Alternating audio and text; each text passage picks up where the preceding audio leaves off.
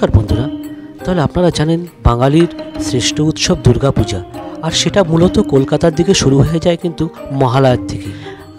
সব পুজো যদি শুরু না হয়, মোটামুটি বেশ কিছু পুজো কিন্তু মহালয়ার দিন মোটামুটি উদ্বোধন করে দেওয়া হয়। তো আমরা ঠিক তেমনই বেরিয়ে পড়েছিলাম আজকে। আমরা উত্তর কলকাতার কুমোরটুলি সকালবেলা দর্শন করার পর বিকেলবেলা আমরা ওটা হাঁটতে বেরিয়েছি। আশেপাশে যে যেগুলো রয়েছে, সেই জগৎ মুখার্জি পার্ক হোক কিংবা কুমোরটুলি সার্বজনীন হোক কিংবা বাগবাজার হোক, সেই জায়গাগুলো একবার ঘুরতে। আর আপনারা জানেন আমরা সকালবেলা এসেছিলাম, সারাদিন মোটামুটি দিদির বাড়িতেই ছিলাম।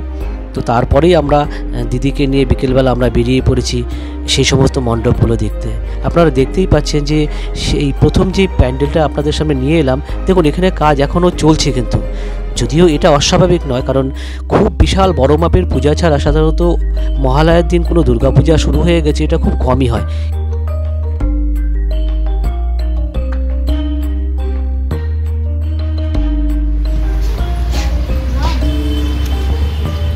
বেশ ভালো, অ্যাটলিস্ট উদ্বোধন হয়ে গেলে কেমন লাগলো তোমার?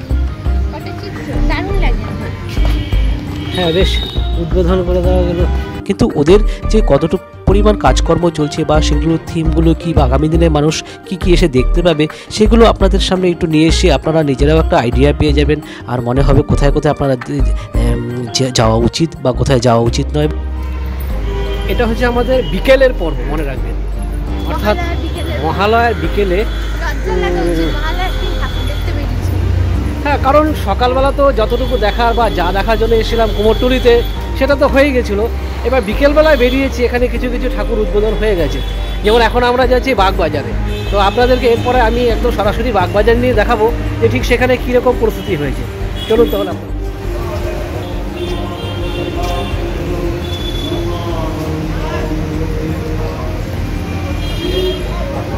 এটা হচ্ছে বাগবাজারের মায়ের মন্দির।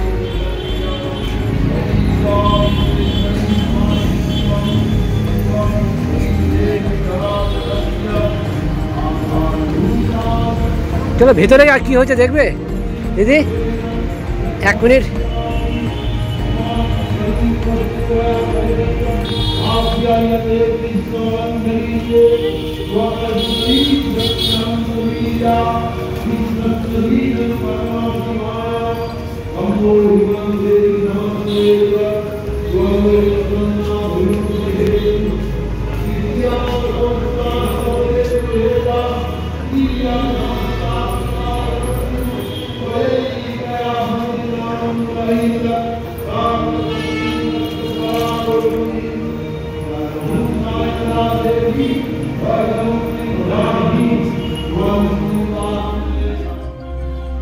তারপর আমরা সারদা মায়ের মন্দির ভালো করে দেখার পর এবং সেখানে যে চণ্ডীপাঠ চলছিল সেটা কিছুক্ষণ শোনার পর আমরা আবার চলে এসেছি। আপনাদের রাস্তার সামনে নিয়ে এসে যেখানে বাড়িটা দেখছেন, এটা কিন্তু সেই গিরিশ ঘোষের বাড়ি। আপনারা সকলেই এটা সম্পর্কে জানেন আশা করি। তো আমিও এতদিন ধরে জানতাম, কিন্তু আমাকে বলেওছিল যে ওনার বাড়িটা একদম রাস্তার মাঝখানে রয়েছে। তো আমার ঠিক ওরকমভাবে এত ক্লোজলি কখনো দেখা হয়নি, তো কারণ সবসময় গাড়ির মধ্যে যাতায়াত করা হতো। আর আজকে যেহেতু হেঁটে যাচ্ছি, জায়গাগুলোকে খুব ভালো করে সুন্দর করে দেখে যেতে পারছি। আজ 21শে সেপ্টেম্বর, রবিবার। এখন প্রায় বিকেল 5:30টার মতো বাজে। আর অন্যান্য বছরের সাথে এই বছরে আমার একটা পার্থক্য হলো, দেখুন প্রায় প্রত্যেক বছরই কী হয়, মহালয়ার দিনটা আমার অফিস ডেতে পড়ে, যার জন্য কী হয়, আমি যে কোথাও ঘুরতে যাব সেদিন বা কোথাও দেখতে যাব, সেটা সাধারণত আমার হয়ে ওঠে না। আর আজকে রোববার হয়ে যাওয়াতে এবং সাথে অবশ্যই দিদির একটা আহ্বান ছিল আজকে চলে আসার জন্য সেই কুমোরটুলি ঘাট বা সেই সংলগ্ন জায়গাগুলোকে ঘুরে দেখার জন্য। তাহলে আমরা চলে এসেছি, এটা কোন জায়গা? বাগবাজার। তো বাগবাজারকে ভেতরে আমরা ঢুকবো? আচ্ছা চলো তাহলে বাগবাজার একদম মন্দিরের সামনে দেখাও। তাহলে আমরা চলে এসেছি প্রাচীন কলকাতার বহু স্মৃতি বিজড়িত সেই সমস্ত স্থানগুলোতে ঘুরতে, যেখানে আপনি প্রতিটা পায়ের স্টেপ ফেললে পরেই এখানকার অনেক ইতিহাস এবং অনেক স্মৃতি তার অনুভব করতে পারবেন। মনে হবে যেন সেই আজ থেকে 200-400 বছর আগে যখন সেই সুতানুটি স্থানকে সেই কলকাতার সাথে যুক্ত করে সেই এক বৃহত্তর কলকাতার একটা রূপ দেওয়া হয়েছিল, সেইখানে সেই সমস্ত জায়গা যেখানে অনেক মনীষীদের সেই স্মৃতি জড়িয়ে আছে যে স্থানগুলোতে। দেখুন চারপাশটা আলোয় ঝলমল করছে, আর একটু পরপর রয়েছে বড় বড় বিজ্ঞাপনী গেট। এবং তারই পাশে পসরা সাজিয়ে বসেছে বিভিন্ন ব্যবসায়ীরা। আর তার মধ্যে দিয়ে আমাদের মতন গুটি কয়েক মানুষ হেঁটে চলেছে সেই বাগবাজারের দিকে। এখানে স্থানীয় মানুষেরাও রয়েছে, তারাও চলাফেরা করছে, কিন্তু আমার মনে হচ্ছে যে দর্শনার্থীর সংখ্যাটা কম্পারেটিভলি খুব কম। হয়তোবা তারা জানে যে বাগবাজার সার্বজনীন যে দুর্গোৎসবটা রয়েছে সেটা হয়তোবা সেই মহালয়ার দিন সেটা শুরু হয়নি, আর আমরাও সেটা হয়তো মোটামুটি বুঝতে পারছি। কারণ দেখুন, এখনও প্রচুর বাঁশ লাগানো রয়েছে সেই প্যান্ডেলের সামনে, এখনও কাজ চলছে। এটা সাধারণত হয় না যে মহালয়ার দিন সব পূজা শুরু হয়ে যাবে, সেটা সম্ভব নয়। কিন্তু আমরা ওই যে বললাম না, আমাদের হাতে তো সময়টা খুব কম, তাই যতটুকু সম্ভব আমরা চাচ্ছি একটু দেখে নিতে। কারণ বিভিন্ন জায়গায় ঘুরতে গেলে সব জায়গায় সময় দেওয়া সম্ভব হবে না। আর যেহেতু এই জায়গাটায় আমরা এসে পৌঁছে গেছি, তাহলে কেন দেখব না? অন্তত মাকে কিভাবে করে সাজানো হচ্ছে বা কিভাবে করে রাখা হয়েছে, বা আগামী দিনে সেই ভেতরের ডেকোরেশনটা কেমন হচ্ছে, সেই জায়গাগুলো তো দেখতে পাবো।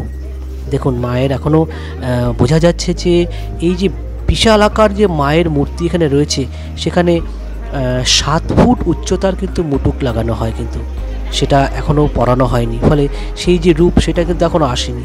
হ্যাঁ, এটা ঠিক যে কিছু উঠতি বয়সের ছেলে ছোকরারা চলে এসে, আর এখন তো স্মার্টফোনের যুগ, সবাই নিজের মতন করে ফটো তুলছে, সেটা কাজটা সম্পূর্ণ হোক বা না হোক।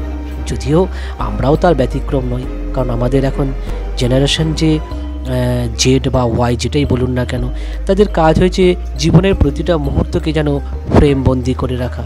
অর্থাৎ প্রতিটা মুহূর্ত, যেটা যদি সময়টা যদি চলেও যায়, যাতে রিওয়াইন্ড করে আবার তারা দেখতে পায়।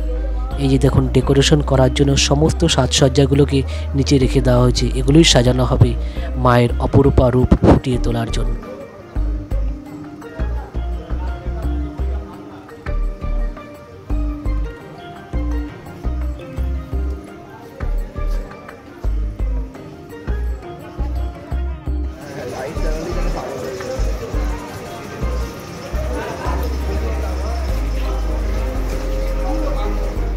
তারপর বেশ কিছুটা সময় কাটানোর পর আর আপনাদের জন্য কিছু ভিডিও তোলার পর আমরা মন্দির থেকে বেরিয়ে এলাম। এবার দেখা যাক আমাদের আর কোথায় কোথায় যাওয়া যেতে পারে। চলুন, আপনারা আমাদের সাথে থাকুন, আর আপনাদেরকেও আমি দেখানোর চেষ্টা করছি আর কি দেখানো যায়। তাহলে বাগবাজারে তো আমাদের দেখতেই পেলেন যে জাস্ট প্রস্তুতি পর্ব চলছে, যার জন্য বিশেষ কিছু দেখানো গেল না। দেখা যাক এরপরে আমরা আর কোথায় কোথায় আপনাদের নিয়ে যেতে পারি। আমরা ভেবেছিলাম বোধহয় এটা উদ্বোধন হয়ে গেছে, চেষ্টা করছি আমরা এবার হাতিবাগান যাওয়া। আর আপনারা এটাও দেখতে পাচ্ছেন যে পশ্চিমবঙ্গ সরকারের স্মৃতি বিজড়িত যে গিরিশ মঞ্চ, তা এই রাস্তাতেই অবস্থিত। আমিও এতদিন গিরিশ মঞ্চের নাম সবসময় শুনেছি, কিন্তু এই সামনের থেকে যে দেখা বা সেটা কোথায় এক্স্যাক্টলি রেখেছে সেটা কখনো খুঁজে বের করার চেষ্টা করিনি। তো এই সুবাদে এটাও দেখা হয়ে গেল।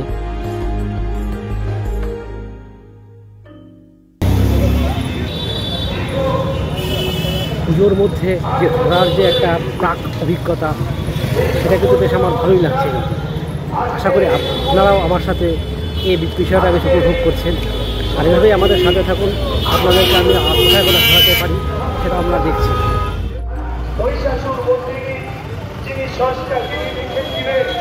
আমরা ধন্যবাদ বাজারের মাটিতে গর্ববোধ করি, কারণ বইপাড়ায় তিনি থাকতেন।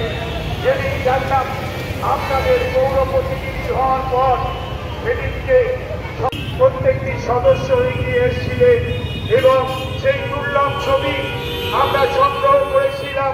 প্রায় 1 বছর সময় লেগেছিল সেই দুর্লভ ছবি সংগ্রহ করার পর আমরা বাণী কুমারের মূর্তি প্রতিষ্ঠা করেছিলাম। যেদিনকে প্রতিষ্ঠা তিনি বাণী কুমারের সংস্পর্শে।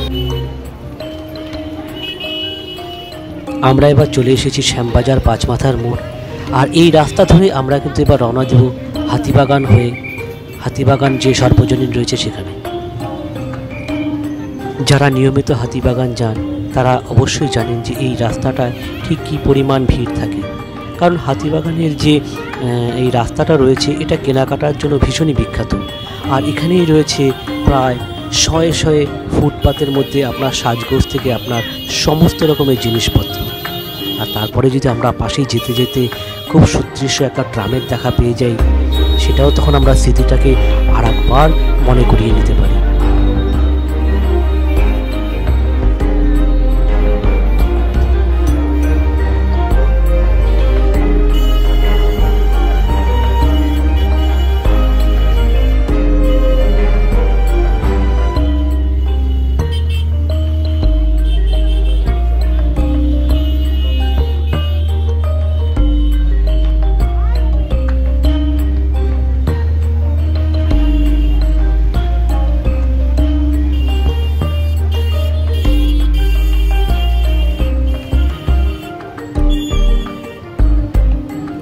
কর্মব্যস্ত কলকাতায় এক অসংখ্য ভিড় আমরা দেখতে পাচ্ছি।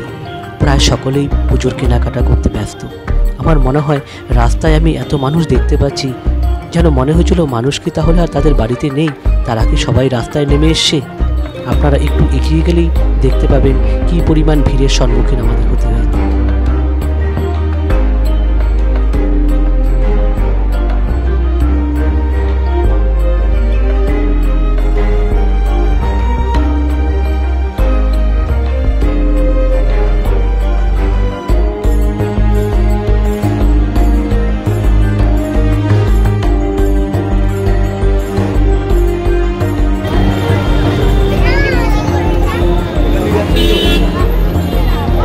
চলে যাচ্ছেন বাঁ দিকে যাবে, বাসগুলো যাচ্ছে না, পূজা চলে যাবেন বাঁ দিকে।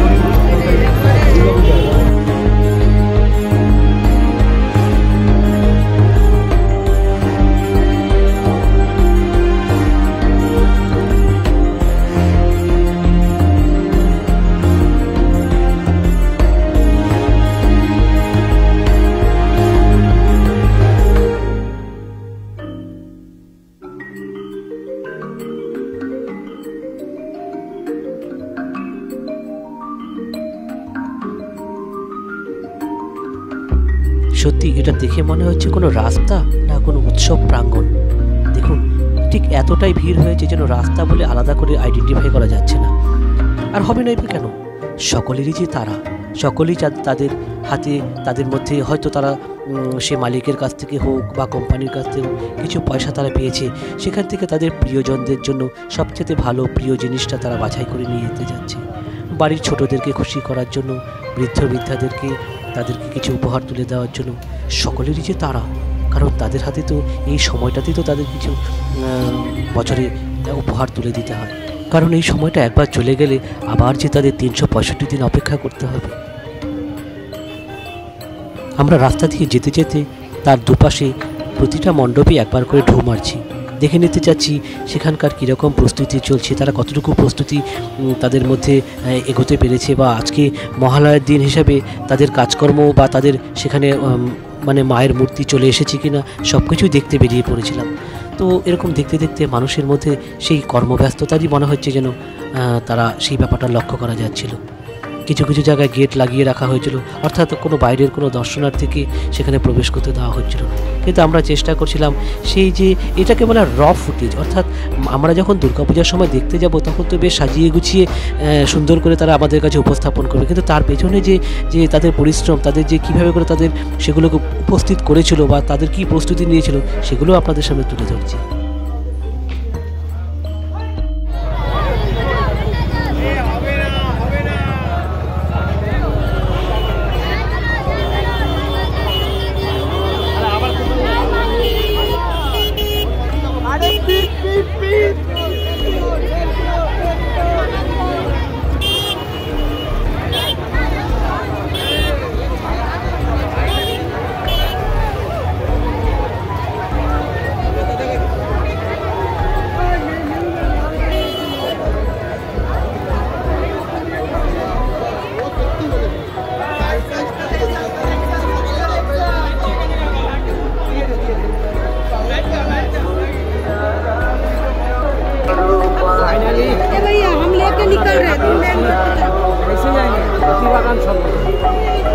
চলো এটা হচ্ছে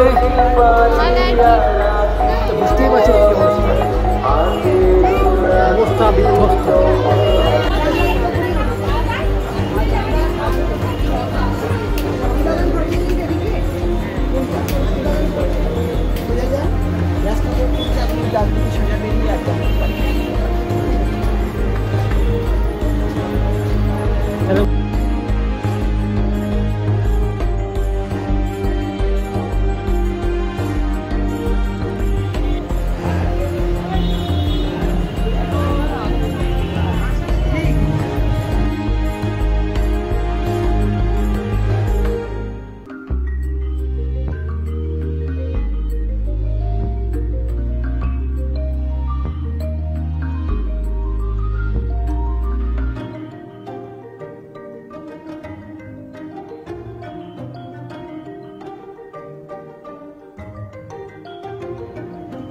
একবার জাস্ট ভাবুন যে কতটা ভিড়, কতটা পথ হেঁটে আমরা সেই হাতিবাগান সার্বজনীন দেখতে এলাম। এসে জানতে পারলাম যে এখানে কিছু কোম্পানির লোক দাঁড়িয়ে আছে গেটের মধ্যে, তাদের একটা কিউআর কোড দেওয়া আছে, আর আপনাকে সেই কিউআর কোড স্ক্যান করে আপনার সম্পর্কে যাবতীয় তথ্য সেখানে আপলোড করার পর আপনার নাকি পাস অ্যাপ্রুভ হবে সেখানে যাওয়ার জন্য। তো আমরা কিছুটা সময় চেষ্টা করে দেখলাম এত বেশি তথ্য ওরা চেয়েছে, সেই আমাদের পক্ষে সেটা অ্যাফোর্ড করা সম্ভব না। তো সেটা জাস্ট একরাশ বিরক্তি নিয়ে সেই জায়গা ছেড়ে বেরিয়ে এলাম, ভীষণ খারাপ লাগলো। যাই হোক, আমরা এখান থেকে বেরিয়ে আসার পরে হঠাৎ চোখে পড়ল নটি বিনোদিনী, অর্থাৎ গিরিশ ঘোষের নাটকে যিনি অভিনয় করতেন সেই বিখ্যাত ব্যক্তিত্বকে আমরা এখানে দেখতে পেলাম যে এই বাড়িতেই নাকি তিনি বসবাস করতেন। তাহলে অনেক চেষ্টা করা হলো, কিন্তু ভেতরে ঢোকা গেল না। কারণ একটাই, সবখানে একটা জায়গায় আটকে রেখেছে, পাস লাগবে, আর তা না হলে জনসাধারণের জন্য 25 তারিখে খোলা হয়।